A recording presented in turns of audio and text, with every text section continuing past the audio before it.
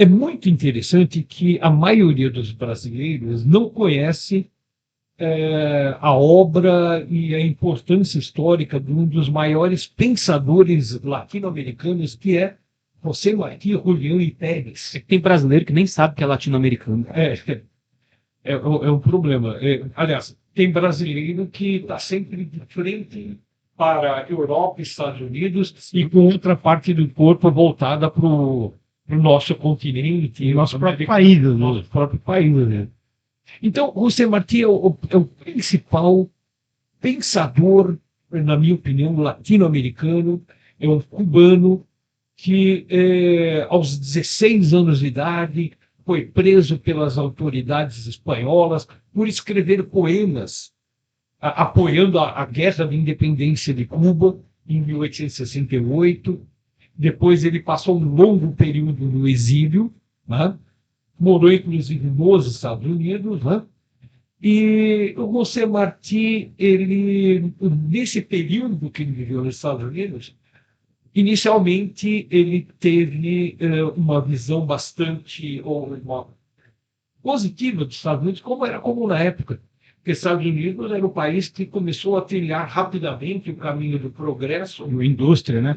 Industrialização e tal, assim que se tornou independente. Né? Só que rapidamente o José Martí começou a perceber que a coisa não era bem assim.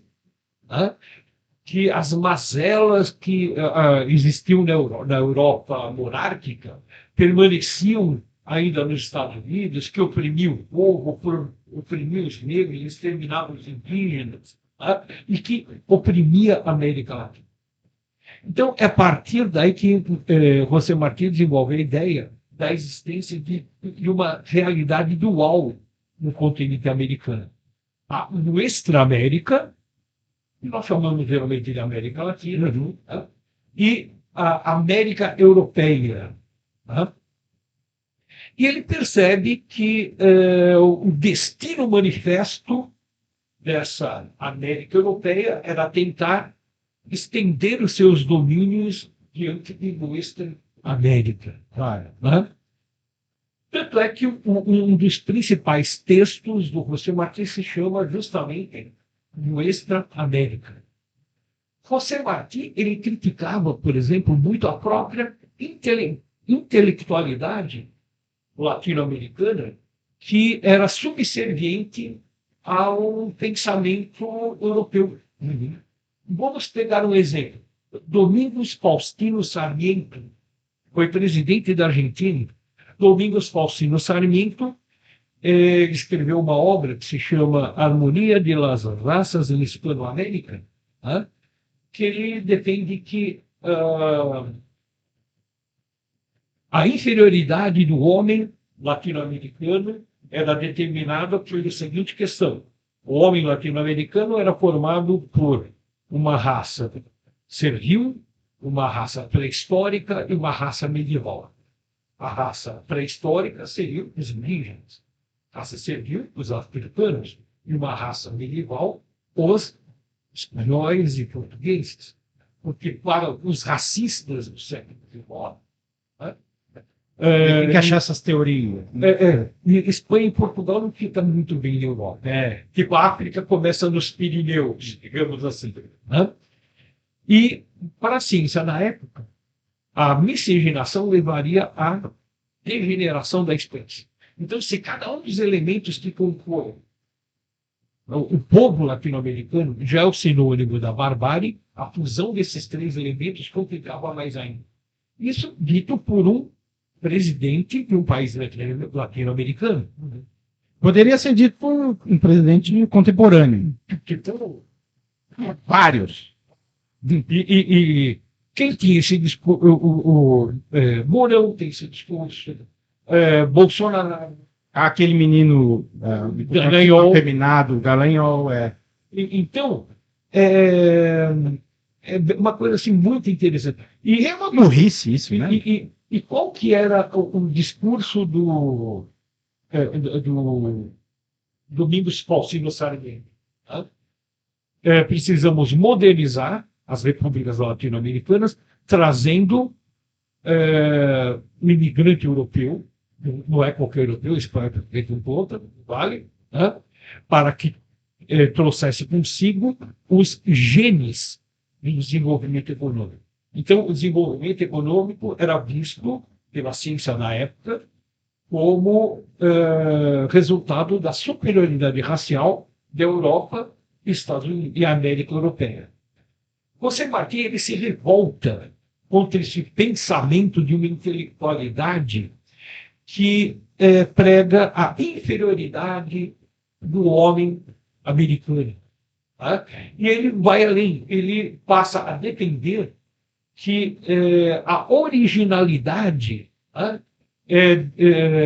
dos povos de nossa América mestiça, que fazia com que um continente americano fosse possível incorporar os elementos superiores de cada uma dos elementos que compõem essa América mestiça. Tá? É como se José Martí falasse ao seu tempo em nome da redenção da barbárie. E ele propunha ser contra as soluções que para se modernizar era necessário copiar a América ou Estados Unidos. Ele defendia que o continente americano tinha que encontrar caminhos próprios. Como ele dizia, o vinho de banana, se nos sair ácido, é o nosso vinho. Quer dizer, buscar soluções próprias. José Martí, então, ele foi um grande pensador, mas também um grande escritor. As obras completas de Martí têm mais de 25 volumes. Eu digo mais porque estamos produzindo ainda. A todo tempo vou encontrando novos escritos, editando, e vão se somando. Né? Escreveu desde livros, poemas, livros para crianças, Idade de Ouro. Olha que coisa fantástica. E foi. Martí era médico? Não. Ele era autodidata. Tá? Então, ele estudou irregularmente filosofia na Espanha, como aluno. Era especial de Rousseau. Ele estudou, tal, mas ele não se formou. Né? Mas o José Martí, ele foi o fundador do Partido Revolucionário Cubano, em 1892. Esse partido foi o partido que foi criado com um intuito: promover a independência de Cuba e auxiliar a independência de Porto Rico. E José Martí lidera, junto com o PRC, lidera a Segunda Guerra da Independência, de 1895 até 1898. José Martí, infelizmente, ele morre no começo da guerra. Não sei antes deixar uma carta que foi achada junto ao cadáver dele, em que ele dizia claramente para o amigo Manuel Mercado, que era um mexicano: pretendo, essa empreitada, digamos assim, impedir o nosso sangue com que os Estados Unidos caiam sobre Cuba e as demais ilhas do Caribe, barrar o avanço dos Estados Unidos. E ele fala: vivi dentro do monstro, conheço-lhe as entranhas. Morou nos Estados Unidos. Então, a preocupação não era apenas libertar Cuba, não é apenas uma ilha que vamos libertar. José Martí, ele pretendia a grande salvar a Nuestra América, do domínio estadunidense. E é muito interessante que, quando José Martí morre, ele se torna o principal herói cubano. Né? Se você for a Cuba hoje, você vai encontrar estátuas de José Martí, referências de José Martí. Quase você não vai ver de Fidel ou Che, mas o Martí todo tanto. Né? E o que aconteceu? Se torna o grande herói da independência de Cuba. E lembrando do que aconteceu na Praça Central da Havana. Legal, o pessoal está curioso aí para saber. Tinha uma estátua gigantesca, você aqui na Praça Central. Daí, no ano de 47, né, um grupo de marinheiros estadunidenses. É o governo de Batista. Não, antes era. Eu acho que o governo é do Ramon Grau San Martín. Mas as coisas não andam bem para Cuba, né? Tipo assim, já é uma época da Guerra Fria, né? Então você tem uma repressão ao Partido Comunista. O Partido Comunista Cubano era, na época, o terceiro maior partido comunista do continente americano. Levando em conta que aí num país pequenininho, significa que o Partido Comunista em Cuba sempre teve uma importância fundamental. Certo. Né? Daí, um grupo de marinheiros estadunidenses, bêbados, resolvem escalar a estátua do José Martí e urinar na cabeça do José Martí. Então, o que aconteceu? Populares que estavam próximos ficaram indignados com aquilo, tá? E partiram para cima dos estadunidenses, tá? Dispostos a linchar os marinheiros profanadores do próprio local. Daí chega a polícia teve dificuldade para proteger os marinheiros de serem linchados, e os marinheiros foram levados para a delegacia de polícia. Chegando na delegacia, a notícia havia corrido pelas ruas de Havana. Quando os carros da polícia chegam na delegacia, a delegacia já estava cercada por populares. Né? A polícia teve que dar tiros para o ar para conseguir levar os prisioneiros para dentro da delegacia. Durante a madrugada, a noite e a madrugada inteira, houve verdadeiros combates de rua entre populares cubanos e marinheiros estadunidenses, obviamente bêbados, né? Bêbados estadunidenses, devido aos acontecimentos. No dia seguinte, os estudantes da Federação de Estudantes Universitários cercaram a Embaixada dos Estados Unidos, sequestraram a bandeira dos Estados Unidos, da Embaixada, e disseram que só devolveriam a bandeira quando os marinheiros fossem entregues à justiça cubana, porque eles foram levados por navio. Ou seja, surgiu e o que é pior. Tá? E a coisa ficou pior ainda no dia seguinte, quando um jornal, que inclusive é um jornal que era dirigido pelos comunistas, o ROI, publicou a foto dos caras fazendo pipi na estátua do José Martí. Então, foi vários dias de conflito, né?